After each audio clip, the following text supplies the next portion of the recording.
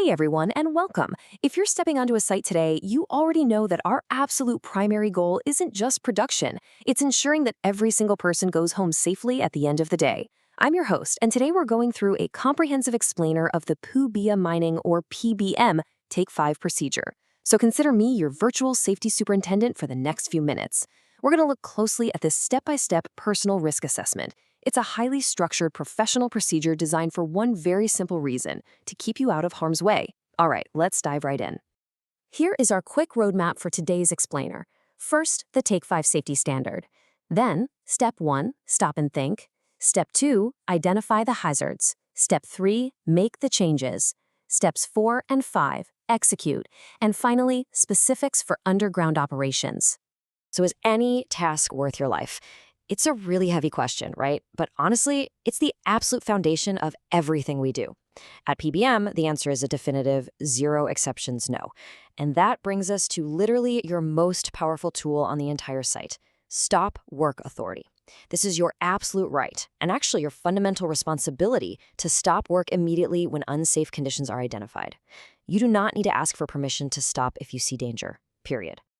Now, you might be wondering, how do we systematically identify those unsafe conditions before they actually cause harm? Well, that is exactly where the Take 5 comes in. It is a 5-step personal risk assessment process. Its sole purpose is to identify hazards and control risks before you even start a task. Whether you're an employee, a contractor, or just a supervised visitor, completing a Take 5 is absolutely mandatory before commencing any routine or non-routine work. It's really not just paperwork. It is a vital mental checkpoint.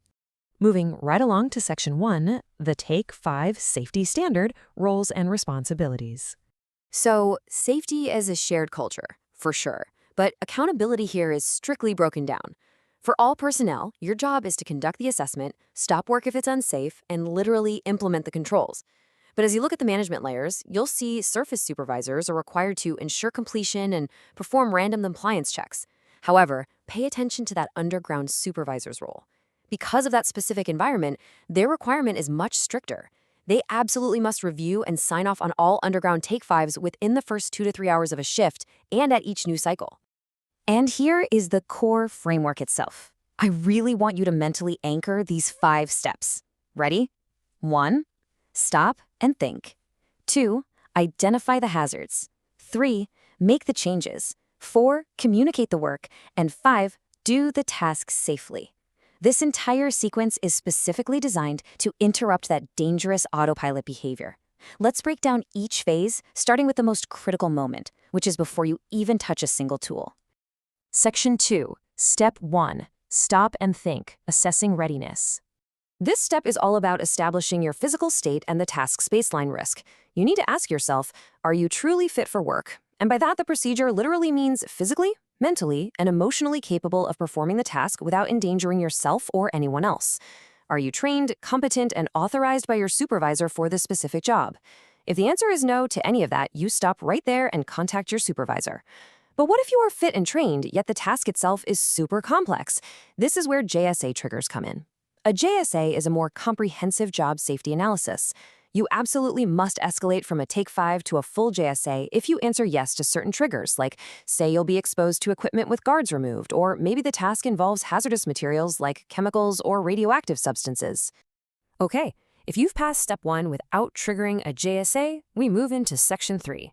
Step 2, identify the hazards, spotting danger. The official PBM definition of a hazard is any source or situation with potential to cause harm, and that includes injury, illness, or even equipment damage. This step requires active, deliberate environmental awareness. It's like a mental radar. Imagine you're walking past a haul truck. A sudden blind spot, a newly formed puddle reflecting a slip hazard, or even just an unexpected change in the engine noise. These all meet the definition of a hazard. You are actively hunting for any changes in your environment, your equipment, or your team. Once you've spotted the danger, you actually have to do something about it. Let's look at Section 4, Step 3, Make the Changes, Taking Control. To take control, PBM strictly follows this universally recognized framework, the hierarchy of controls. You always start at the top. The most effective control is elimination, literally completely removing the hazard. If you can't eliminate it, you try substitution, replacing it with a safer alternative. Then comes isolation, physically separating workers from the hazard. After that, we look at engineering controls, like modifying equipment, followed by administrative controls, which are your procedures and your signage. But notice what is at the very, very bottom: PPE, or personal protective equipment. PPE is strictly your last line of defense. It does not remove the hazard, it only lessens the impact if every single other thing fails. Now we transition into the final execution phases with Section 5. Steps 4 and 5, execute, communication, and action. Step 4 is communicate the work. You must confirm that all identified hazards and their control measures are totally understood by everyone involved. This could be a verbal check or a formal toolbox talk.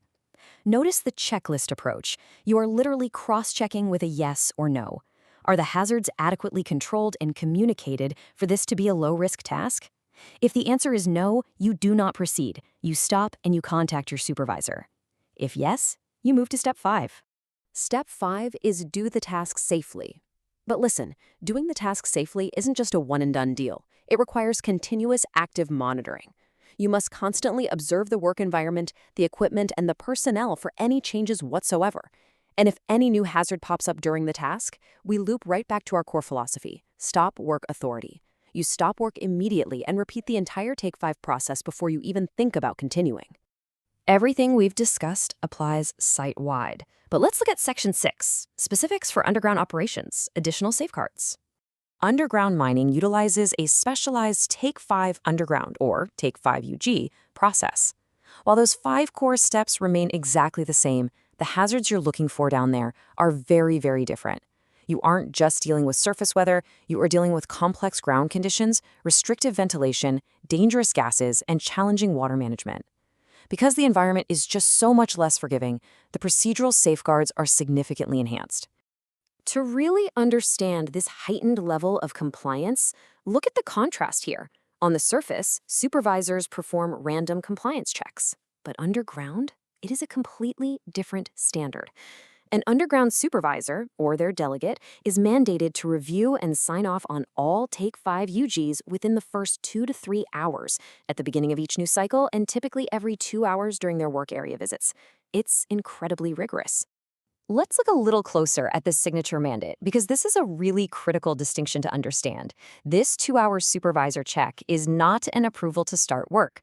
The worker must have already completed the Take 5 UG, signed it themselves, confirming the workplace is safe, and actually commenced the task. The supervisor's signature is an ongoing, independent verification that the hazards are effectively controlled and the documentation is correct.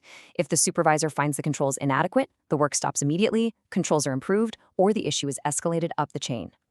To tie this whole shebang together, let's map out the entire cognitive process.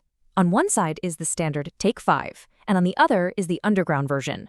Both start with stopping and thinking. Both check if specific hazards require a full JSA. Both demand that you identify hazards and apply that hierarchy of controls. And crucially, at the bottom of both processes, there's a continuous loop. Has the condition or task changed? If yes, you go right back to square one. The underlying structure is practically identical, but the underground flow embeds those mandatory supervisor confirmation checks we just talked about. And that brings us to the end of this explainer.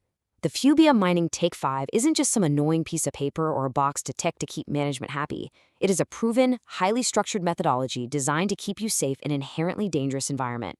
So, the ultimate takeaway is this. Next time you step onto a site, will you take the 5 minutes that could literally save your life? Thanks so much for joining me on this deep dive.